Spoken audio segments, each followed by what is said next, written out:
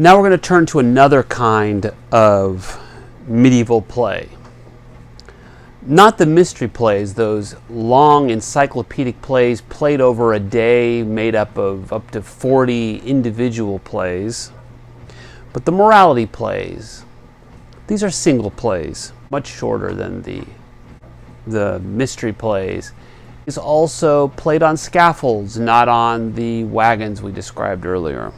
Now, morality plays survived into the Renaissance. We know for a fact that Shakespeare clearly watched these plays, and you can find influences. Now, morality plays are also allegorical plays. That means they're filled with allegorical figures. Now, an allegorical figure is the personification of an idea or concept. They're a way to describe the internal or external difficulties we all face. Remember, the play we're dealing with is called Everyman, and Everyman means every man, woman, and child. We've seen allegorical figures before. For example, in the poetry of Charles of Orleans, we saw Dangers, and Dangers, remember, was a woman or the lady's resistance, her no. We've also run into the figure of Fortune. The play focuses on each individual experience of the stages of dying.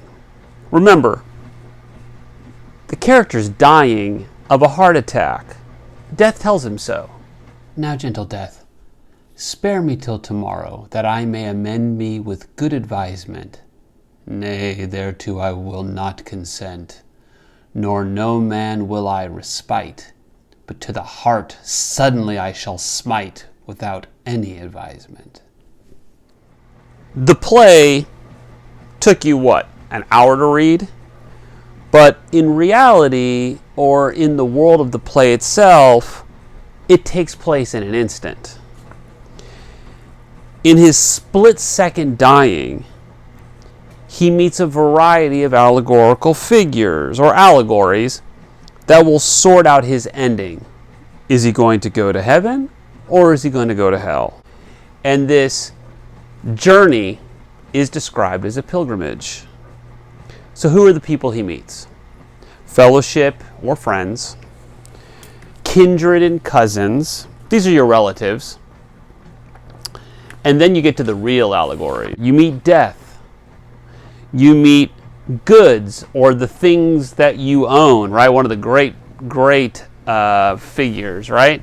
Like here's goods right here in my garage that's a mess because we've been working on our house. There's also knowledge, or self-knowledge, since she's identified with confession. There's good deeds. Those are the good works that you do. Remember, this is a Catholic play, so grace has to be substantiated by good acts. There's also discretion, the ability to tell right from wrong, the ability to make good judgments.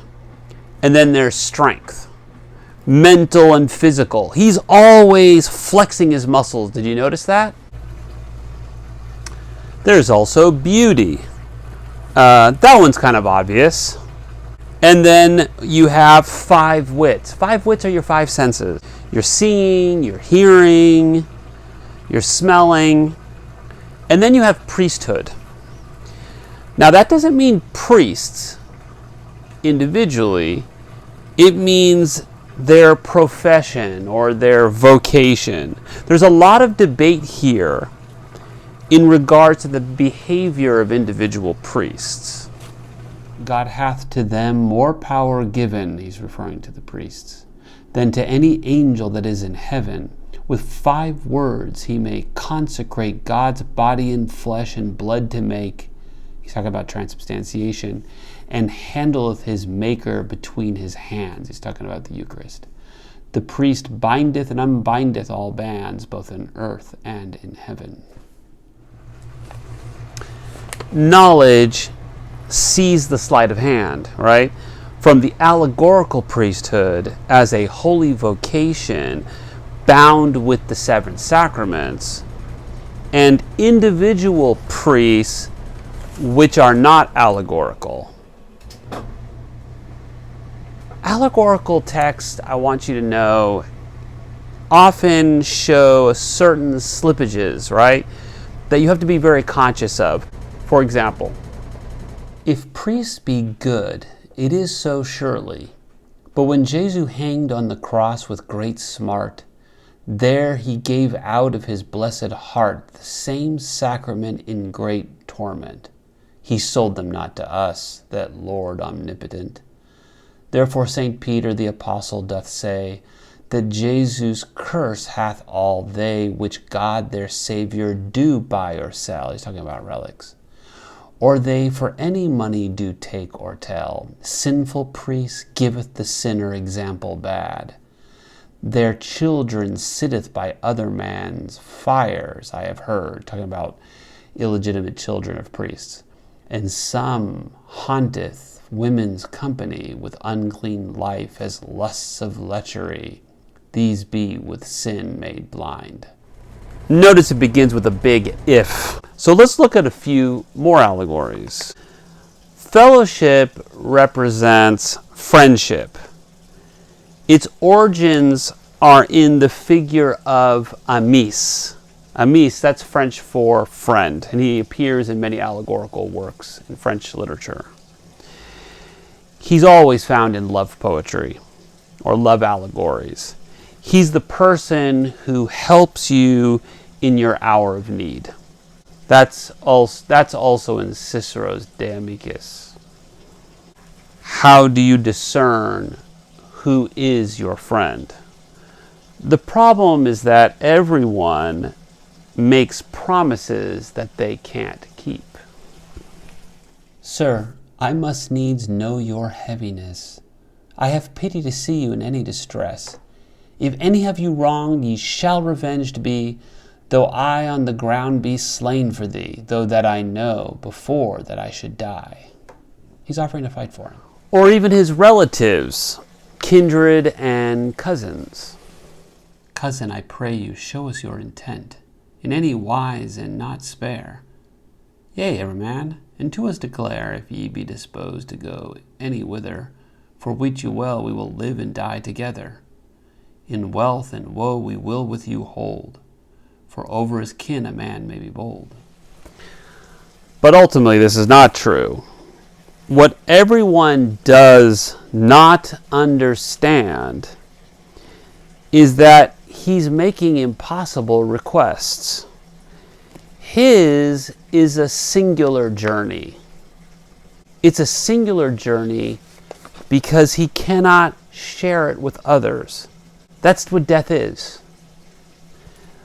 The realization is shocking for him when each allegory sets limits to the kind of aid or comfort that can be offered. His relatives are the most explicit. What? To go thither? Is that the matter? Nay, Everyman, I would live or fast bread and water all this 5 years and more. I'd rather go on a diet. Alas, that ever I was born, for now shall I never be merry if that ye forsake me. Kindred, ah, sir, what? Ye be a merry man. Take good heart to you and make no moan, for one thing I warn you by Saint Anne. As for me, ye shall go alone. My cousin, will you not with me go? No, by Our Lady, I have the cramp in my toe. Trust not to me, for so God me speed, I will deceive you in your most need. But the truth of this journey is found in the ye shall go alone. You can almost look at the play as if it undermines all sorts of proverbial thoughts. It is said in prosperity, men friends may find, which in adversity be full unkind. For kind will creep where it may not go. For it is said ever among that money maketh all right that is wrong. That leads to that great speech by all the things that he owns. Where art thou, my goods and riches? Goods. Who calleth me? Everyman? Who hast thou haste? I lie here in corners, trussed and piled so high, and in chests I am locked so fast, also sacked in bags. Thou may seest thee with thine eye. I cannot stir, and packs low where I lie. What would ye have? Lightly me say. Come hither, good, and all haste thou may. What a fitting image.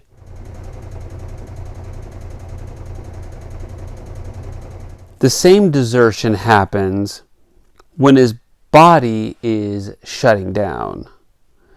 When beauty, strength, discretion, and knowledge, and his five senses leave him behind.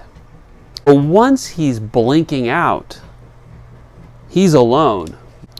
I want to end this lecture focused on the central image of the play, the account book, or his book of count, which he must bring to the chief lord of paradise. In other words, it's a ledger of his behavior on earth. I was commanded by a messenger, that is a high king's chief officer. He's talking about God. He bade me go a pilgrimage to my pain, and I know well I shall never come again. Also I must give a reckoning straight, for I have a great enemy that hath me in wait. That's the devil, which intendeth me to hinder. What account is that which ye must render? That would I know. Everyman, of all my works I must show how I have lived in my days spent, also of ill deeds that I have used in my time since life was me lent, and of all virtues that I have refused. Therefore I pray you go thither with me to help me make mine account for saints' charity. The panic is that his account books are not in order. It's as if the IRS has shown up at the doors of his house, ready to audit him for all of his back taxes, and his files are a mess. Alas, shall I have no longer respite? I may say death giveth no warning. To think on thee it maketh my heart sick, for all unready is my book of reckoning. But 12 years, and I might have a bidding. My counting book I would make so clear that my reckoning I should not need to fear. Wherefore doth I pray thee for God's mercy, spare me till I be provided of remedy. This is why his good works are so important. She's being tied up by all his sins. His sins have weakened her. Good deeds. Here I lie, cold in the ground. Thy sins hath me sore bound, that I cannot steer. O good deeds, I stand in fear. I must you pray of counsel, for help now should come right well. Everyman, I have understanding that ye be summoned, account to make before Messiah of Jerusalem King.